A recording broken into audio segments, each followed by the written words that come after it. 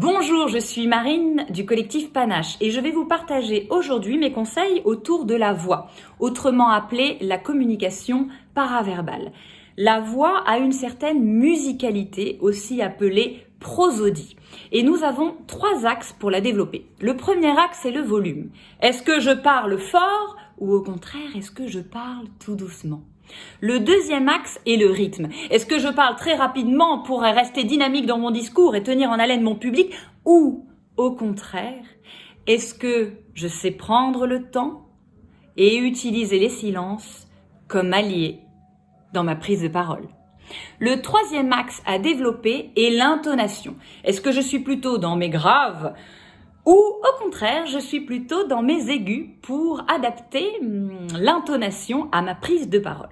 Donc vous avez ces 3 axes que vous pouvez travailler seul chez vous. Prenez le premier texte qui vous passe par la main, votre livre de chevet, le journal intime de vos enfants, le télé 7 jours qui traîne sur la table ou encore une recette et entraînez-vous à varier le volume, le rythme et l'intonation.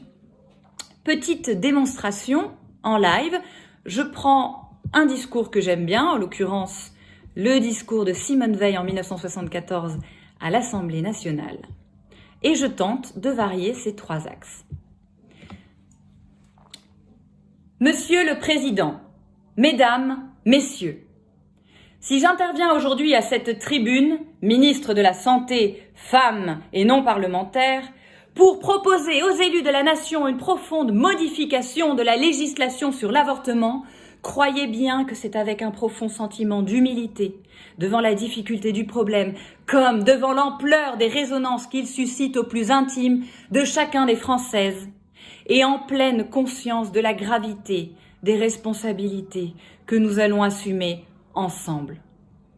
Mais c'est aussi avec la plus grande conviction que je défendrai un projet longuement réfléchi et délibéré pour l'ensemble du gouvernement. Un projet qui, selon les termes mêmes du président de la République, a pour objet de mettre fin à une situation de désordre et d'injustice et d'apporter une solution mesurée et humaine à un des problèmes les plus difficiles de notre temps.